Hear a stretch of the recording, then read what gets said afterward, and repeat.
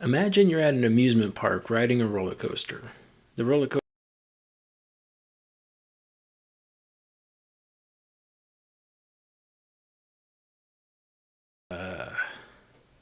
okay. Imagine you're at an amusement park riding a roller coaster. You're having a good time, and everyone else seems to be having a good time as well. But eventually, all the screams you hear stop sounding like screams of fun and start sounding like screams of panic. Unsure of what's going on, your heart starts to beat faster and faster. You look around, looking for the problem. What's wrong? You find out that up ahead, there's a train on the track in front of you. It's sitting in the brakes. As you close in on the other train, you can't help but wonder, is this your end? Did something go wrong? What is happening? Why is this happening to you? You close your eyes. You brace for impact. Through the darkness, you hear screeching and scraping sounds as you come to a stop. And you open your eyes, and you realize that you're stopped behind that train. You look around, and people are laughing and high-fiving each other, having a good time again. And you realize that the block safety system stopped you from colliding with that train in front of you. Today's video, I want to talk about how block safety systems work. Let's get into it. Now get ready. Here we go. Ladies and gentlemen, welcome to the Ryan Ride Mechanic channel. How the heck are you doing today? On today's video, I wanted to talk about block safety systems and go over what keeps you safe on those rides out there. So if this is your first time there, please make sure you like and subscribe and do all that stuff downstairs. It does help me out and I do appreciate it. All right, so block safety systems. What is a block safety? Wait. That's going to get annoying. All right, a block safety system is basically inside the computer of the ride. It is the fundamental code that prevents trains from colliding with each other. On a roller coaster ride, on a dark ride, on a log flume ride, on almost anything, the track segments are divided into sections. The sections are called blocks. Now, the basic block operation principle, there cannot be two ride vehicles that occupy one block at the same time. So no matter what, there can only be one ride vehicle in one block at a time. In the morning time, you might see your favorite roller coaster being operated and you might see it go up to the top of the lift hill and stop, or it might go into the block brakes and stop. And what they're doing is they're testing the ride's control system early in the morning. So the first thing they do is they try to basically take the trains, run them around the track, and they try purposefully to crash them into each other. Now, it's not just a willy-nilly procedure that they have. It is actually defined by the manufacturer on how they go through these block checks. There's different modes used. There's different equipment used. Sometimes they block photo eyes. Sometimes it's something they could put on a computer screen to tell it to block. But either way, the function is the same. One vehicle goes into block B. The other vehicle coming through block A will stop before it gets to block B. That block check is complete.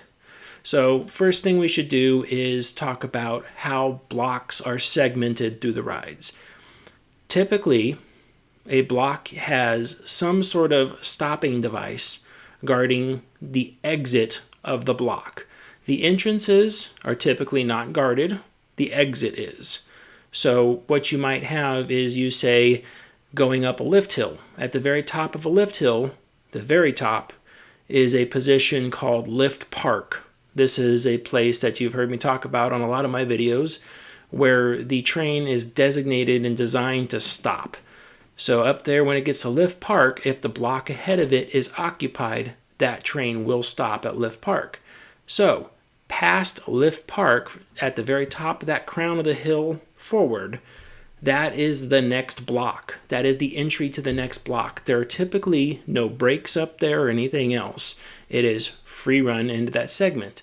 Now at the end of that segment, there is what's typically referred to as block brakes. There's a reason for that, because those brakes are there to simply divide the track into multiple sections, another block. Why are multiple blocks on a track important? Well, the basic rule of thumb for a lot of rides. It's not a guarantee. This rule kind of varies here and there. The basic rule of thumb for block systems is that there must be 2 blocks for every 1 vehicle. Now, that's not a guarantee, that's not written in stone, but that is a lot of rides. You typically have, if you have 2 vehicles that can run around the track, 2 trains, let's say, you will have 4 blocks on that track. If you have 3 vehicles that will run around the track, you will have 6 blocks. Now, there could be more, there could be less, depending on where they are. Some blocks don't have very complicated stops in them, like heavy-duty brakes and things like that. They simply just have booster drives and tires that perform the braking function. These are typically areas where the vehicle's already moving slow, and areas like the station where the vehicle doesn't get past maybe a mild jog in speed. So what can be used as a block zone divider? Well, we could use booster drives. That's the first thing. They have brakes on them, and there's plenty of pinch on them to stop the train. So we can use booster drives. We can use lift hills. We can use brakes, of course. We can use natural barriers too. What would a natural barrier be? Think of a launch ride like King Dakar, Top Thrills, Accelerator, Rita, like lots of rides like that. Anything that goes over that top hat. The block segment is actually divided at the very top of the top hat. So what they do is they launch the ride, it shoots up and over that top hat element, and then at the very top, once it goes over to the other side, that's considered advanced into the next block. So the train comes down where they have a proximity sensor at the very top, which monitors the train going over, which a lot of them do, or they simply put a proximity sensor down at the bottom of that drop to make sure the train has passed by. That is the clearing of the block zone up there. For those of you unfamiliar with what a proximity sensor is, this is a proximity sensor. It's a very small one, a very cheap one, but this little sensor is put all over rides, and it simply sits there and waits for something metal to go over its sensing face right here. You might see them all over the track. They're typically green on a lot of rides. It might be green, might be yellow, might be black. The color doesn't really matter, those kind of manufacturing things. But you'll see them all the time because they'll have little red and green lights on the front of them. And as the train passes by, those lights will change status color. So the PLC knows that the input's been received. Okay, so let's take a look at a ride and let's break it up into its block zones. Let's go through a couple of different examples of blocks. Alright, so here is the ride that I decided to use for my first example, and this one's going to be the most breakdown on it. After this, it's pretty much just going to be examples and we'll point over the top of it pretty much. So this ride I used, you can see it's got a nice layout. It's very complicated. I mean, it's nice and complex, I should say. Here's the station. Here's the transfer track. Pre-station. This would be your service and safety brakes, or I should say safety brakes probably, and this would be your service brakes, and then there's a block brake and a lift hill. So let's go into how these are laid out blockwise. First of all, block number 1. Here we go. Block number 1 is the station. So the entry and exit to the station make up its own block. So it has 1 block. Now, block number 2, there we go, block number 2. Now, the interesting thing about block controls is that you can only reset 1 block at a time, but you can occupy 2 at a time as you're moving through them. For example, when the train is moving from the station to the lift hill, the moment it progresses out of the station, it has now crossed over the block from the station into the lift hill. So the lift hill reads occupied. So you'll have block 1 is occupied and block 2 is occupied. But we're in transition. We're between the 2 blocks at this point. So it's not until block 1 becomes reset and then block 1 will be open again for the next train to come in. So we'll advance a train out of the station up onto the lift hill. And then from the lift hill, the next block is the run zone. So the typically run track is defined from the very top of the lift hill right up here, As it crowns over, then it starts into the next block. Now this particular one, it comes around, goes through a couple loops and turns and twists, and then it comes around, and now that block number 3 right here, goes all the way from the very top of the lift hill, which is again Lift Park, and comes all the way back around until the exit of the block break right here. It has to be the exit, that area. So what we're concerned with here is that you never want to say like, oh, the entry is when that starts the next block. It's always the exit, because if the block ahead of it, in this case 4, is occupied, we can stop the train safely in block number 3 before it goes anywhere. In the station, you can stop it. You simply just don't dispatch it. On the lift hill in block number 2, it comes up to Lift Park, and the lift hill shuts off. Doesn't advance it any further, and the anti-rollbacks hold the train from going anywhere. And then in block 3, it'll stop in the block breaks up here, which will prevent it from going into block 4. Block 4 has the rest of the run track. As you can see in this picture, the train is actually right there. It's in block 4 right now. And then it comes back around through the entrance to this service break right here. Now the service breaks are also the ones that will typically slow the train down, because usually you don't have trains stopped in front of it. If there was a train stopped in the next block, in this case 5, you would bring the train all the way to a stop in the service breaks for number 4. But in this case, the service breaks go all the way up through here, and the edge of the service breaks right there mark the end of block number 4. Block number 5 is simply around that corner and into the safety breaks. So you have service and then safety. Manufacturers call them different things, parks call them different things. These aren't uniform terms, they're completely subjective, but it's what I know, so that's what I'm going to use as that. So we go through the service breaks, into the safety breaks, and the safety breaks could stop it because right here, just in front, are the next 2 blocks. The next 2 blocks are 6 and 7. 6 is its own block because it has booster wheels that can stop the train right there. This is the transfer.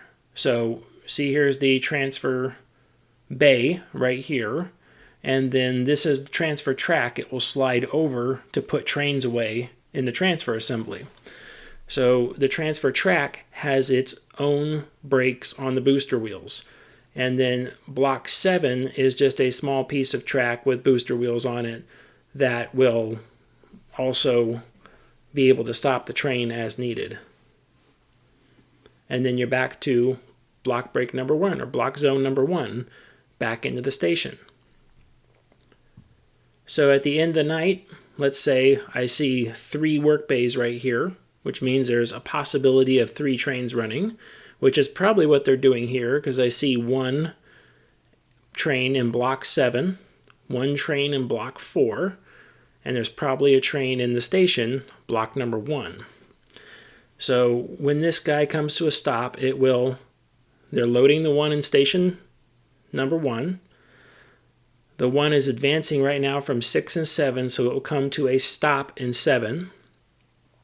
And then this one in 4 will come through the rest of this track, and it will come up through the service brakes, and then come around into the safety brakes and stop.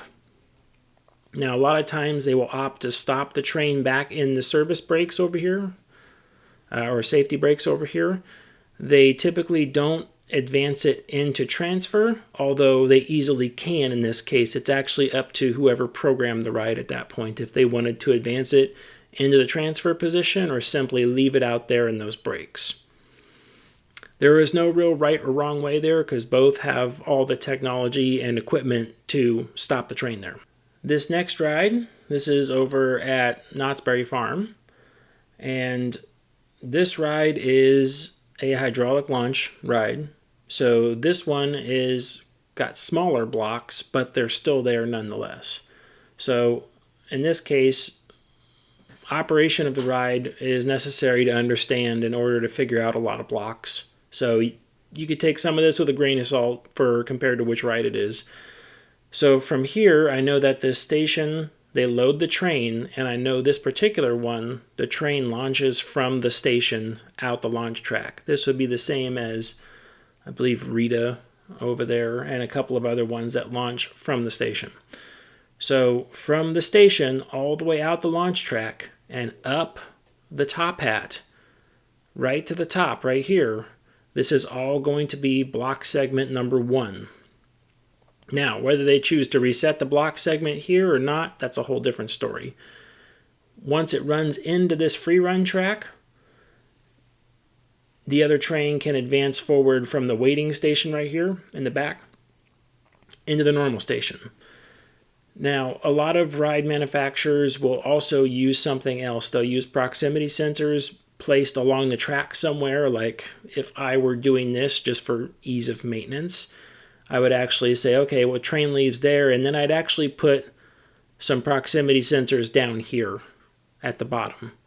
Because when proximity sensors start misbehaving, I'd rather mechanics just walk out to this area of the track to replace them rather than try to have to climb up on top of a 300 plus foot top hat.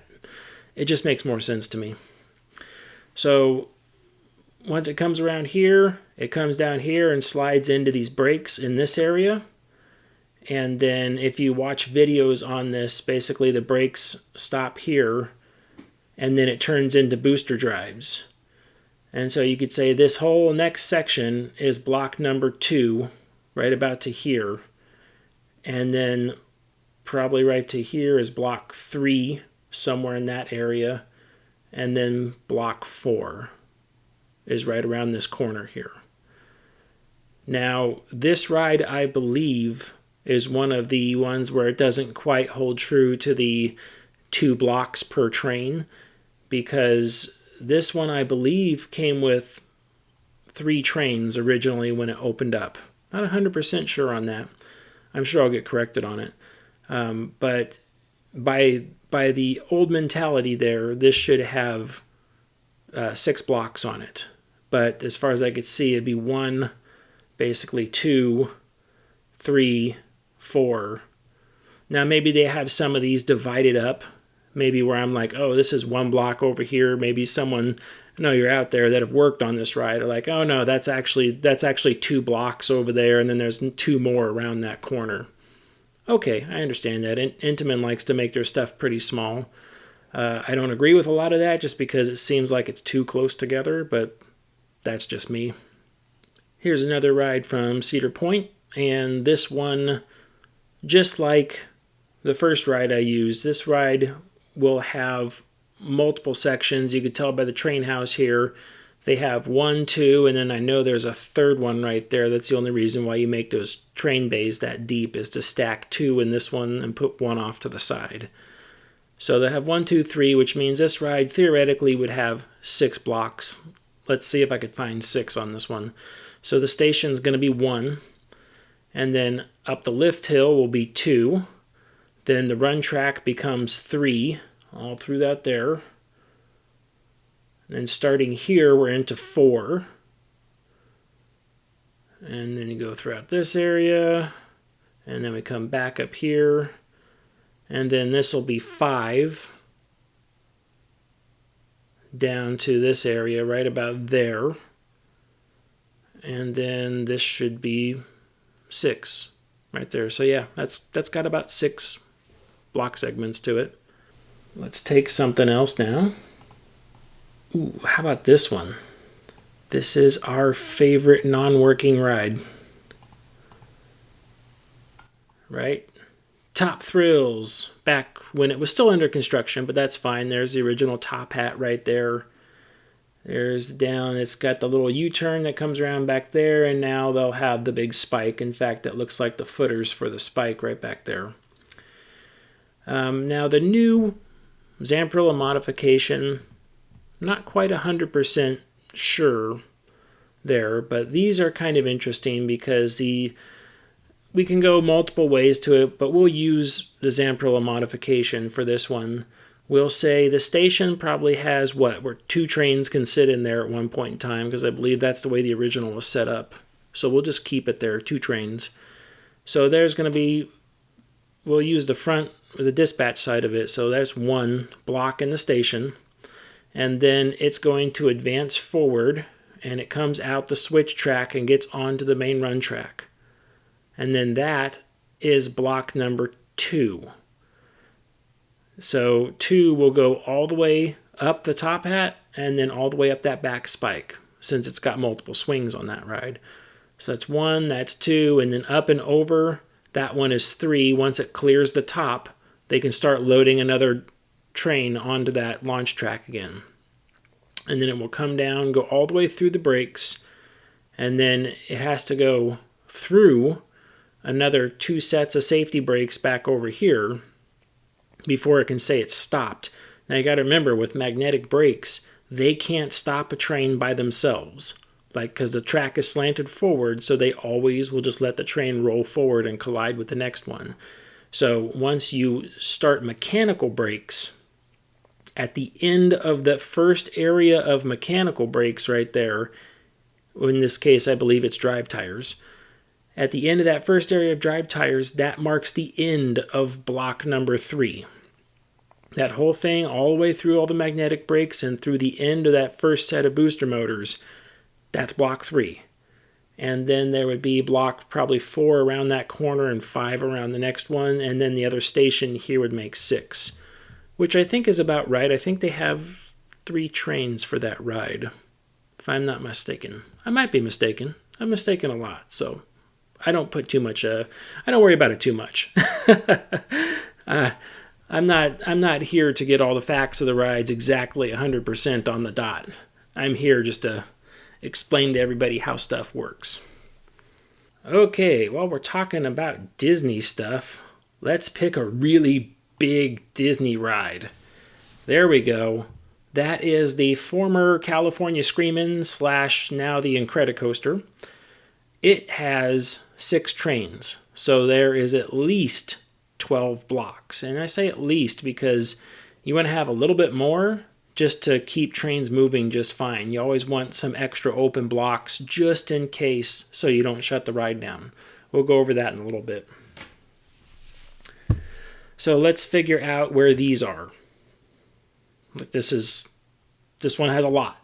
I can't even number them all because it's got a lot. All right, so the first station, we're going to actually not start in the station here because it's a dual load station. So it's kind of hard. Well, one's number 1, one's number 2. It's like, well, I guess we could start there. All right, you know what? I take it back. Let's start in the station. Let's go. There's blocks 1 and 2. Left is 1, right's 2. I don't know. Right's 2. Left is 5. I don't know what it is. Okay, so 1 and 2 are there. And I know it advances out through a switch track and it comes back around. And then I know this because I've seen videos of this. 3 trains can sit here all at the same time. That means from here down underneath here, that means this is 1, 2. The first part underneath the boardwalk here is section 3. And then the next waiting area is section 4, block 4. And that means the first launch is actually block 5. So 5 goes all the way up through here.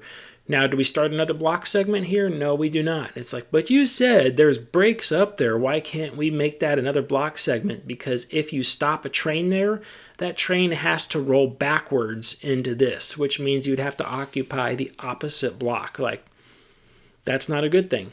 So number 5 continues to go all the way through the launch and up that hill. And then once it clears that top of the lift hill right there, top of that booster hill right there, then that actually starts the next block. But do they do that? No, they don't. They actually keep it going right all the way through there. And then the next block is actually right here. So all this, the launch and up, everything, is into that next block. Now we open up 6. 6 comes around and goes all the way up to the top of this hill right here. And we know that once the train clears block 6, that's when the other train here in 5 can go again. It can launch once this train clears the top of block 6. So from here it goes down over this drop again. It goes around, it goes through the loop. Now there's brakes right here. There's induction motors right here, but there is no brakes. Even though it kind of looks like a brake run, it's not. There's no brakes, just induction motors. So it goes through the loop and then goes up this little hill and hits another set of brakes up here. This is the next block. So we were 5, this is 6, all the way through the loop, and now coming in this red tunnel right here, this is number 7. 7 comes down here, comes back around the outside up here, and then there's another brake run right here. This marks the end of 7 in the brakes, and then after the brakes starts number 8. 8 goes through these little whoop-de-whoops around there, and then it comes up. There is another brake run right there. And one of the things they're doing is they're getting the brakes closer together with each other so ride vehicles can stack up more without it shutting the ride down. And then 9 here, and then after it leaves this brake right here, this is number 10, which goes down this little helix and around these 2 corners and comes into number 11. And then once we're at 11, you can advance forward into 12 and 13, I believe it is, because I believe they can stack 2 trains right there. And then we're back to the start. Now, 6 trains should have 12 blocks. It's got 13. Dual load station, extra capacity. It's like, okay, I could see that. 13 on this ride. Got it. That's good. So let's talk about how we get trains in and out of blocks. How do we set the block as occupied? Well, the first thing we do is we take a proximity sensor, and when the train runs by it, we call that block occupied. Now, in blocks, you'll see a lot of these proximity sensors all over the place. They're mainly used for counting, making sure things go by, because that way counting is fairly stable. We can count a train into the block, and we could count a train out of the block. What does that mean? As a train passes through the block, I can set these sensors. You may see them on the left and right hand side of the rails. I can set these sensors up and watch the wheel carriers as they pass by. So as the wheel carriers pass by, we'll use a train with 8 wheel carriers as an example. As the wheel carriers pass by, I can count the wheel carriers on the left and the right hand side of the train. As it comes into the block, I can say 1, 2, 3, 4, 5, 6, 7, 8, and so on down there until I get all my numbers. And then once I have those numbers, I've ensured that the entire train has made it into that block. And then once it leaves, I can count the numbers down again. So any proximity sensor will set the block as active. This is one of the reasons why you get ghost trains around the track. Because a ghost train is somewhere in a block, one of these sensors had a false reading. And now that block is occupied. Now it says, okay, I've got a train sitting there. Well, why don't you make it require more sensors? Because we want that redundancy there. We want one sensor to be able to tell the ride system, like, hey, there's a train here, stop doing anything. If you don't have that redundancy, you start running into problems when you do block resets and things like that. The ride, you could mistakenly erase a train that is in the block if you don't have enough sensors watching it. So if I just used one sensor to go into a block and it passed that sensor, but then the ride stopped it there, I can go to the control panel and say, I'm going to wipe out that block and erase the block, and next thing you know, that train is gone. Well, I can start the ride up and send the next train over, but the ride doesn't even know it's got a train in that block. So you're now going to crash 2 trains into each other.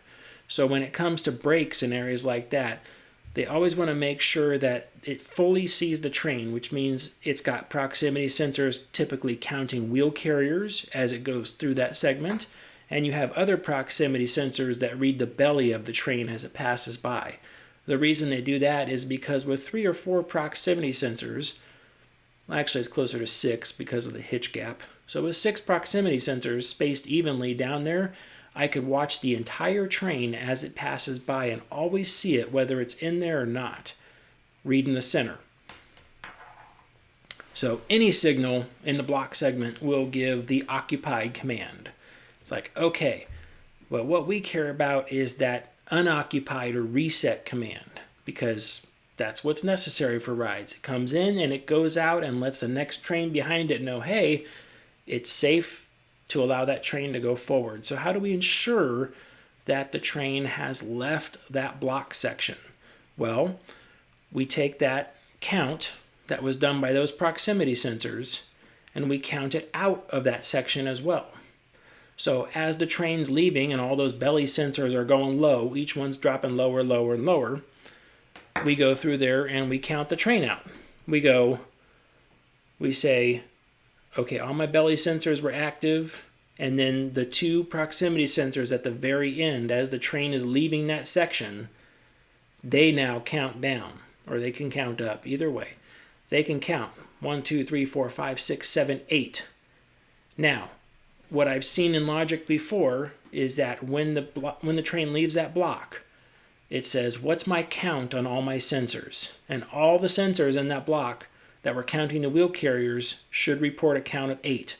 I had 8, 8, 8. Same on the other side, 8, 8, 8. Are my belly sensors low? Yep, there's nothing in this block left. Manufacturers a lot of times will put a photo eye guarding the block as well. Is my photo eye low? Yep, photo eye is low. Okay, so every count has an 8. All my sensors are low, meaning there's nothing in front of it. My photo eye is low, and I've got the last signal, and it's all done on the last proximity sensor that's leaving that track section. As soon as that sensor goes low as well, it checks everything else behind it, and it goes, okay, reset the block. Now, if any of those don't reset, you have a ghost train. What do we do with ghost trains? It's like, okay, well, we go through, we e-stop the ride, and then we have to go through and do a special procedure to reset a ghost train. A ghost train can be reset. Typically, they're done with the e-stop down, so nothing moves. And then it takes typically a person standing at that block section. They have to stand there and turn like a key, signaling that they're up in the block, and then press a button or something like that. And the reason for this is they want to make sure there's a person in that block acknowledging that there's nothing there. That way it gives a safety, a secondary, to the main operator panel while they're doing the exact same thing. And it takes two people at the same time agreeing under e-stop condition that there is no train left in that block. Then they reset it, and the ghost train goes away. Now, if your sensor is malfunctioning and it's broken and it's on and flagged, even though it's not supposed to be, as soon as you turn that function off, your ghost train comes right back again. Then you'll have to go out and replace proximity sensors and stuff like that in order to get that back up and running. At this point in the video, if you haven't already, please make sure you like and subscribe and give me some comments down there. Let me know if you got any fun stories to add on to these. And then let me know if you want to see something for topics in the future too. I'm always up for new stuff.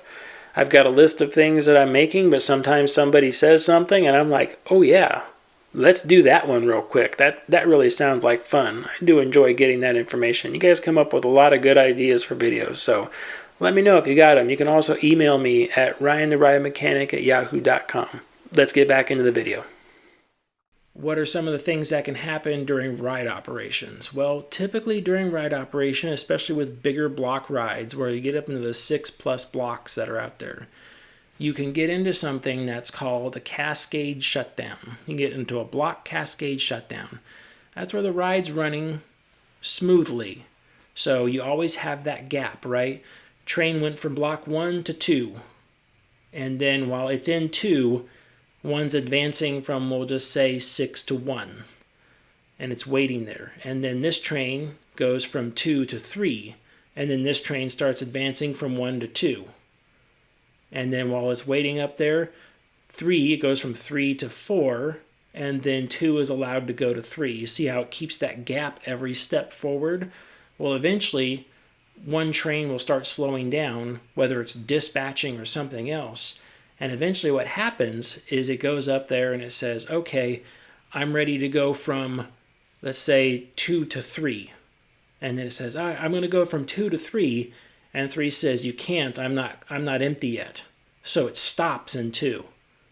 Now, a lot of manufacturers built a little bit of a program in there to say it can momentarily stop for a couple of seconds and then start going again.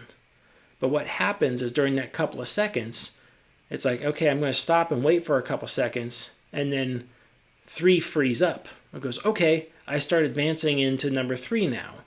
Number 2 starts advancing into 3. Well, it takes a while to start that train again because it's now slowed to a stop. So it's like, okay, it's waiting, and while it's waiting, number 1 is ready to dispatch, but it can't because it's waiting for 2 to clear. And then it starts going. So it starts creating these time stops at the end of each one that just keep getting bigger and bigger each time.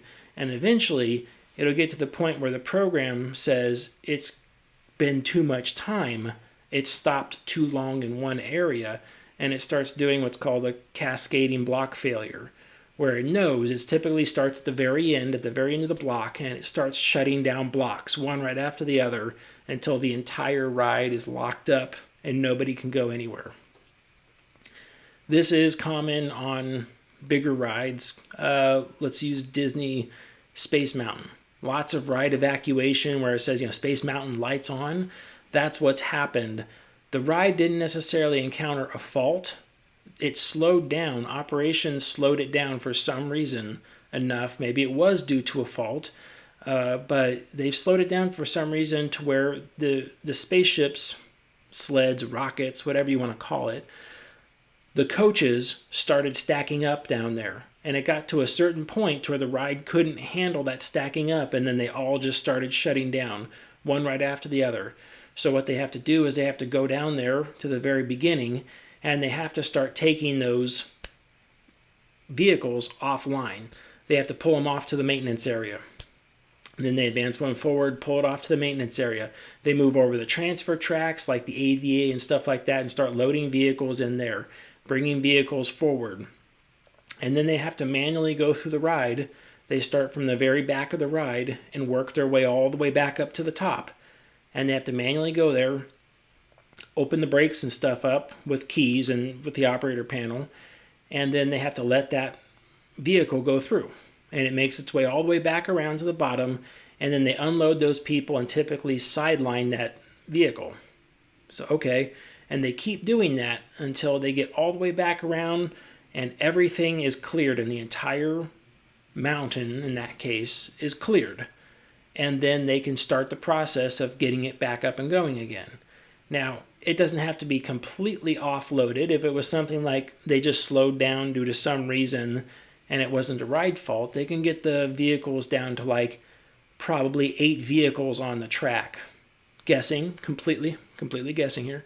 But you can get it down to like, let's say 8 vehicles on the track. And then once they've cleared it and they've been able to restart all the lifts and everything back up, they can go ahead at that point and start loading guests back on those vehicles. And then they just start going and going again and picking it back up. But those are also kind of hairy to deal with because heavy vehicles run faster than slower vehicles. So this is a problem with those rides, is that if you take a empty vehicle and push it out onto the track and then take the next vehicle and load it really heavy with people and push it out there, that vehicle will catch up with that unloaded vehicle, and then it will start running into that block violation again. So as their two are chasing each other through the mountain, it just goes through, let's say, it goes through the empty one goes through zone 9 as the full one is about to clear zone 8 and go into 9, and then the brakes lock up and say, nope, you can't go into 9, it's not clear yet. Now, it might be just a slow, it might be a slow to a stop, and then it releases it again.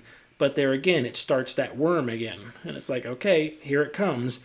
And it starts, the brakes start activating further and further up. And if the timing is not right and the vehicles are spaced really tight together, you get back into that block, that cascading block failure again. And you'll shut the ride back down again. Another Disney one is my favorite growing up as a kid, Matterhorn bobsleds. That is a tough one because those vehicles are very lightweight. So what they have to do in the morning time is they have to run those around with sandbags on the inside of them. And they have to make sure they're weighted so they make it back in the morning because they are very lightweight.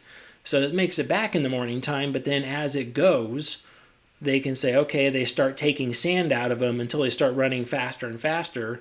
And if you're the very first riders when you get there, the very first people in line, you might actually be getting there. And as the vehicle pulls up, you might see them actually pulling sandbags out of your vehicle because they are now replacing that weight with you. And then it's a very simple startup. It's like, okay, and it gets going. One of the worst things to do on those rides in the morning time is run a gap in the line. They don't like it. I know they don't like it. I've been told about that because it's that exact same problem. You've had these vehicles running, people are on it going, and then if it's really early in the morning, again, very first thing, and for some reason the line dries up. Very rare for a Disney park like that, but if the line dries up, then you have these unloaded vehicles and loaded vehicles. You've got this problem again. But now it's in reverse. They're going to have to start loading sand back on it. So for multi-block system rides where there's a lot of blocks inside that thing, those are very hard to keep running, and it takes quite a crew to keep those things running. I'm sure I'll get plenty of comments about it down there, so read the comments because people like putting stories up there, which is great. It's one of the reasons I love the channel. But keeping these rides running sometimes, the bigger ones, is quite a challenge. The smaller ones, not so much. You could pretty much stop them for like 2 trains where you just have 4 blocks. You could pretty much just run those back to back to back with each other. There's no big deal there. So I had a viewer ask me a question. How do water rides, let's use Splash Mountain for example, ensure boats have cleared the bottom of a drop before the next boat? So the way those rides do it is since boats float and they move around and there's a lot of space involved with them. They could go to the left, to the right, up and down. They use photo eyes, which is an optical sensor. They use that optical sensor stretched across that runout, which is the bottom of the drop. And they wait for the boat to run across them. Now those are not like a proximity sensor where they're looking for a simple on-off command because you have water going everywhere, things dripping back down, there could be rogue waves, all sorts of stuff. They actually use photo eyes and time. So you'll have typically 2 sets of photo eyes that sit right next to each other and a third one back there, which is, these work as senders and receivers. So you typically have a sender, which is like 1 sender, and 2 receivers, which report back to the PLC. And they sit there across where the boat would go.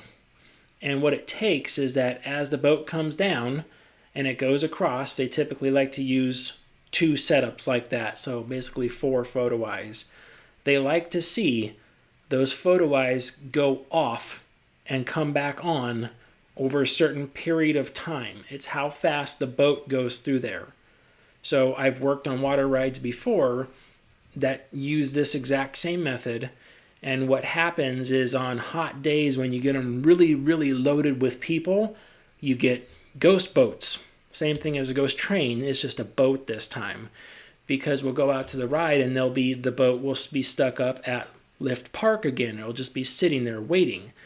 And then we go, well, what happened? Well, it didn't reset the runout. Why didn't it reset the runout? Because the photo eyes had timers on them that said, okay, both of those photo eyes have to turn off and on, but then they have to turn off for at least whatever it was, 0.5 seconds, 0.6 seconds, as the boat passed through there.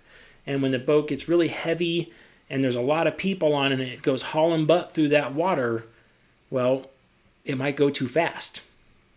The photo eyes had to be off for 0.6 seconds.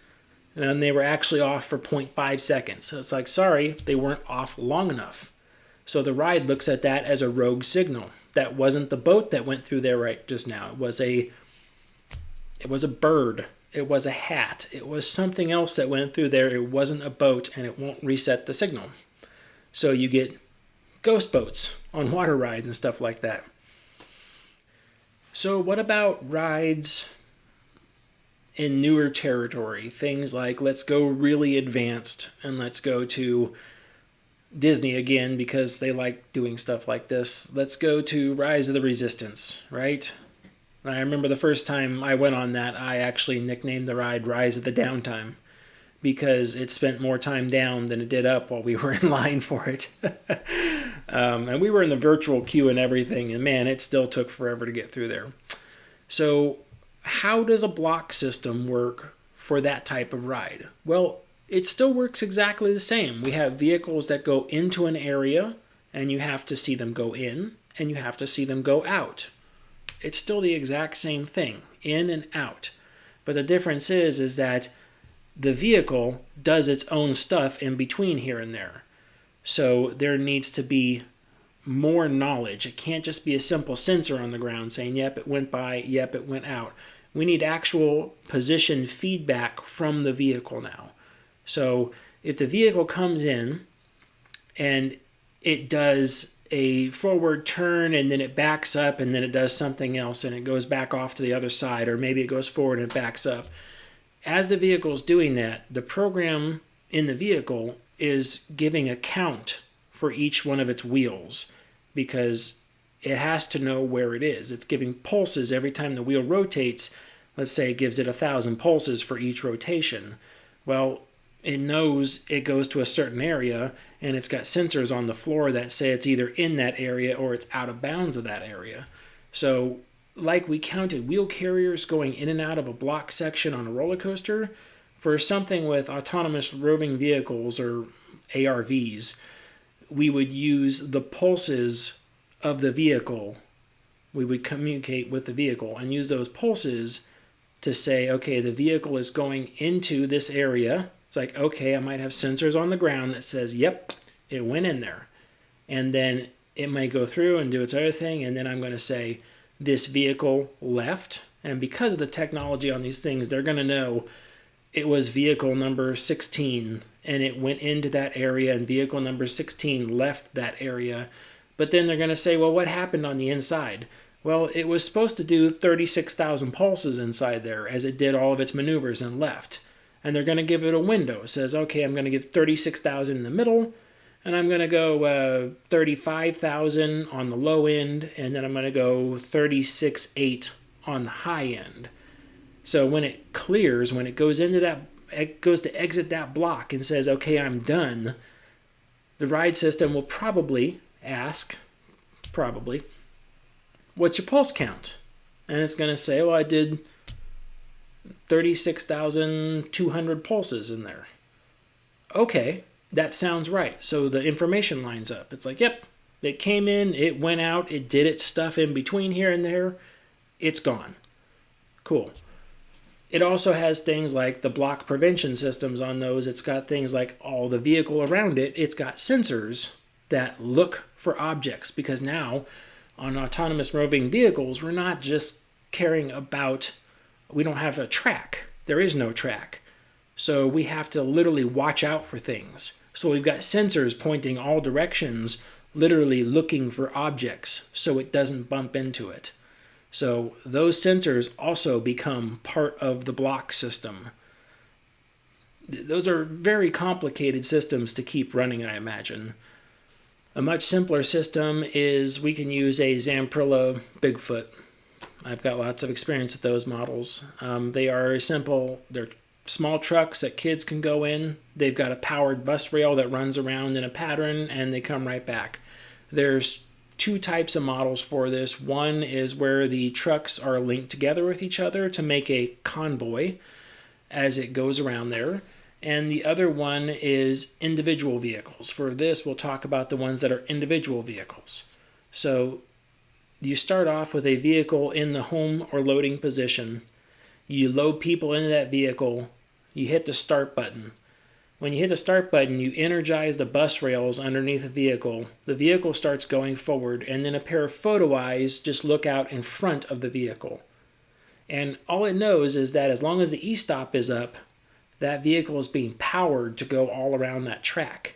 When it comes up to a stopped vehicle, whether the vehicle broke down on the track or whether it's simply back to the loading area, the bus rails are still providing power, but those photo eyes suddenly see the vehicle in front of it and tell it to stop. And it shuts itself off, which is great. Now, if there's a problem, the operator would probably hit the e-stop and it would shut everything down. But for a lot of this stuff, it's simply back to the loading and unloading process. So you might have 3 vehicles sitting there waiting while the 4th one is being loaded. And then what they do is they load that and they hit the start button. That vehicle progresses forward. As soon as that vehicle goes forward another, we'll say a couple feet, the vehicle behind it, its photo eyes suddenly say, it's clear, I've got nothing in front of me, and it advances forward. And it advances forward until it comes up to that spot in the bus rail where the bus rail is dead, and it stops. And that happens to be the loading position where the next people are getting in. Well, behind that, it just went forward, and that next vehicle is sitting there with its photo eyes, energized bus bar, and suddenly its photo eyes say, I'm clear, and it starts going forward. And you can see how it just keeps doing that until you get up to that start position, then you go around, and it goes back around till it runs into those stopped vehicles again. Not literally. But these are basic functions of block systems. The block system is there just to keep you from running into something. Now, it was always other trains. The block system is there for another train. But like I said, you can apply this to small kids' rides. Say, well, it's to prevent you from running into the coach in front of it. Dark rides. Dark rides use it all the time. Those ones that are like the ones that are at Disneyland, they use them all the time. The bus rails are divided up into lots of different sections. One little proximity sensor as you come across it. As long as the bus rail's on and active, it'll let you go forward. As you pass over that proximity sensor, it kills the bus rail behind you. It's a rolling block system as it goes. So whatever number you're on, let's say if you're in block number 7, block number 6 behind you is dead. When you go into block number 8 tells it to reset turn off block 7 and reset block 6. And then it's allowed to go forward again. And it just keeps doing that around and around and around again. Okay, I think that's about good for this video. I'm going to go ahead and stop here while I'm behind. This was much longer than my original video. I did one of my first, I think, 3 videos I ever made back 4 years ago was block systems and how they work. And I kid you not, it was the smallest video. It was only like 5 minutes long. It was very short. I watched it and I'm like, oh, really? I basically said like, yeah, there's block systems. They keep you from running into other things. And that was the end of the video. I was like, wonder why people didn't like that one. All right. I'm Ryan the Ride Mechanic. As always, like, subscribe, do all that stuff downstairs. It helps me out. I do appreciate it. If you want to email me, go ahead. It's ryantheridermechanic@yahoo.com. If you want to comment, let me know some stories, some interesting things. There are tons of different ways to do this stuff. There are so many different ways to do all of this. You can't capture it all. So if you have something weird that you want to share with people, let me know in the comments what it is, because there's a ton of weird stuff out there when it came to block control as well. Lots of things with, mechanical fingers passing by, gates having to twist open and close to allow vehicles to go through. There's a lot out there, so this will be interesting to see what happens. Anyways, take it easy and stay off the air gates. Bye.